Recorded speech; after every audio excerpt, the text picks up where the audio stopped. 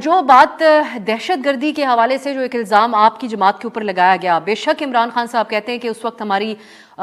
جب حکومت تھی صرف اس وقت کے ذمہ دار ہیں،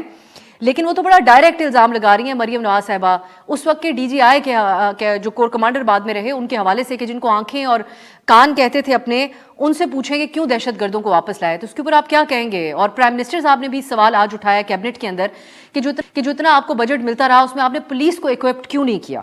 10 مہینے سے آپ نے کیا کیا؟ چلیں وہ تو ایک علیحدہ بات چھوڑیں کہ so called eyes and ears پورے ایک ادارے کا سیٹ اپ ہوتا ہے،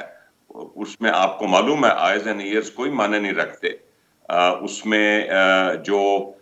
ہمارے اور سیکیورٹی کے اداروں کے سربراہان تھے وہ ابھی بھی موجود ہیں، ان کے پورے 10 مہینے موجود رہے ہیں۔ یہ ہم ان چیزوں سے ہٹیں، یہ عوام کب تک سنتی رہے گی کہ جی ہماری کوئی غلطی نہیں، حالانکہ ہمیں 10 مہینے ہو گئے، یہ تو انہوں نے جو کچھ کیا تھا۔ نہیں ہمارے صاحب، لیکن یہاں پالیسی پہ تنقید ہو رہی ہے، صرف ہیرسے پہ بات نہیں ہو رہی ہے، ایک پالیسی کو وجہ قرار دیا جا رہا ہے جو 100 پولیس اہلکاروں کی جان گئی اس کی، اور وہ پالیسی عمران خان صاحب ڈیفینڈ کرتے آ رہے ہیں، آج بھی ڈیفینڈ کیا، کل پرسوں بھی ڈیفینڈ کیا تھا، اور سالہ سال سے جب سے ان کی سیاست شروع ہوئی وہ یہ کہتے ہیں کہ جو دہشت گرد ہیں ان سے بات چیت ہو سکتی ہے، جنگ کسی مسئلے کا حل نہیں، یہ ایک پرنسپل پوزیشن بھی اس معاملے کے اوپر وہ ضرور رکھتے ہیں، لیکن یہ جو پالیسی ہے اس کو کہا جا رہا ہے کہ اس وقت کے ڈی جی آئی جو بعد میں کور کمانڈر تھے ان کی اور عمران خان صاحب کی فرد، یہ دو شخصیات کے حوالے سے الزام لگایا جا رہا ہے، اور عمران خان کی پالیسی ہے، انہوں نے اس کی امپلیمنٹیشن کروائی۔ جیسے ہماری ایک پرانی عادت ہوتی ہے کہ ہم بہت کمپلیکیٹڈ ایشوز کے سمپلسٹک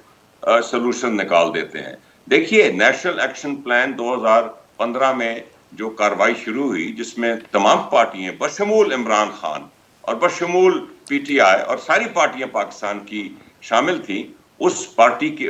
پالیسی کے تحت کامیابی سے ہم پراپرلی واحد ملک ہیں جس میں ہماری اپنی فوج نے اپنے ریسورسز سے دہشت گردی اس ملک میں ختم کی۔ اب آپ یہ سوچئے کہ اس خطے میں حالات بڑے تیزی سے بدلے بھی ہیں، اب امریکہ اور پوری نیٹو ادھر سے جا چکی ہے، طالبان کی ادھر حکومت افغان طالبان کی بن چکی ہے، حالات کی جو تبدیلی ہے ان کو بھی تو مد نظر رکھیں۔